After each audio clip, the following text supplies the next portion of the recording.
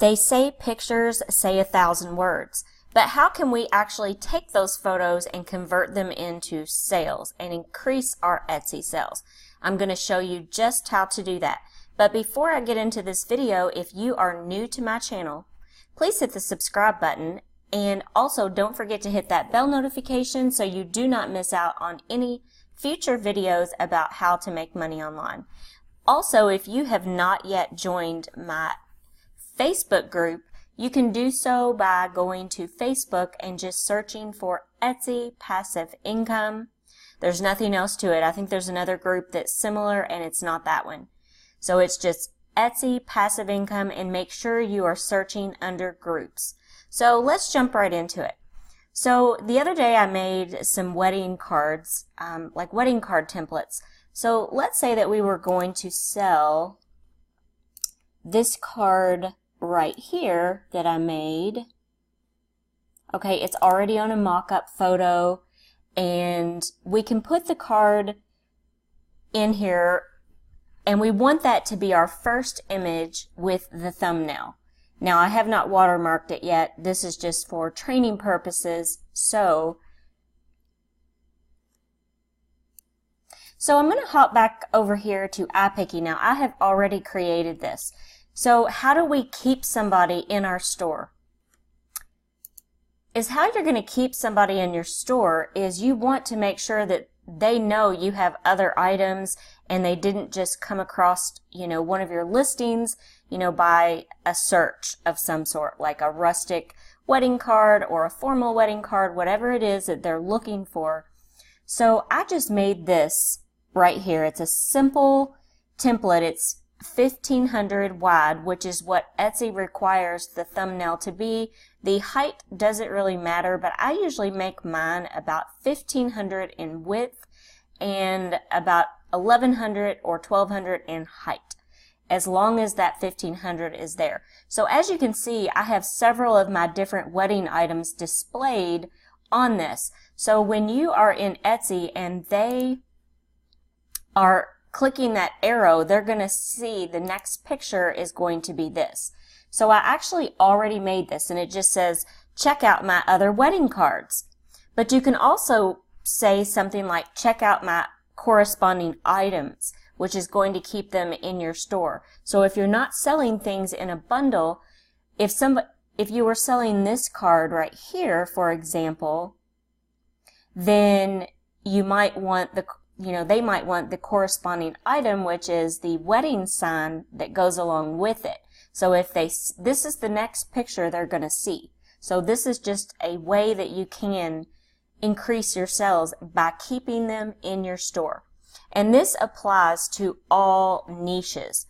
If you're making logos, whatever it is that you're doing, you can put examples, on a separate template and say, hey, check out my other logos, whatever it is you are selling.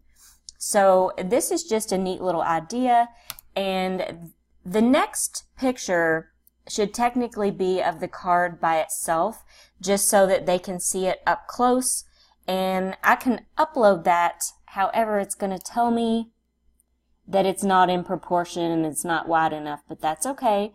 I have seen people with Etsy listings with long listing or a very long photo. So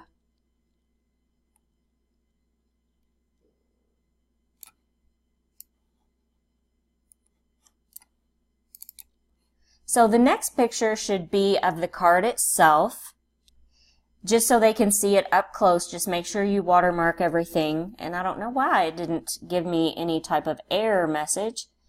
And then you are going to, your third picture is going to be of that we just created,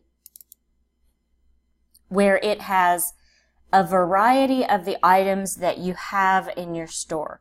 So right here, and it just, to see it close up, it just says, check out my other wedding cards. So they're automatically going to see that when they're hitting that arrow and they're scrolling through the pictures. So that's just my opinion, that the first picture should be in a mock-up photo. Then you want to show it in, just by itself, or And then you can also add it in different mock-up photos if you want, just so they can see it in many different ways. I know I highly recommend this with wall art to be in several different mock-up photos so that people can see it. You know, what is it going to look like on a wall in my living room? What is it going to look like, you know, in a frame? Just in a frame. What is it going to look like in a dining room? You know, that type of thing. So this is just how you do it. So this is really an easy way to just make something. I made this in less than 1 minute. You can get as creative as you want. You can make the template a really pretty color. You can put whatever you want. But I highly recommend, I wish I already saved this, but I wish I would have put check out my other wedding cards and corresponding items. That's what I wish I would have had it say. Actually, I can probably fix that because I have not. Wedding cards, and it's going to make me make this smaller. Check out my other wedding cards. And I spelled corresponding wrong.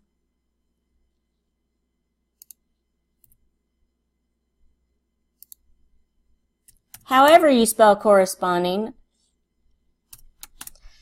but this is just for training purposes. So anyway, I like that. Check out my other wedding cards and corresponding items. So this is just a simple way that you can increase your sales. I hope this video was helpful to you.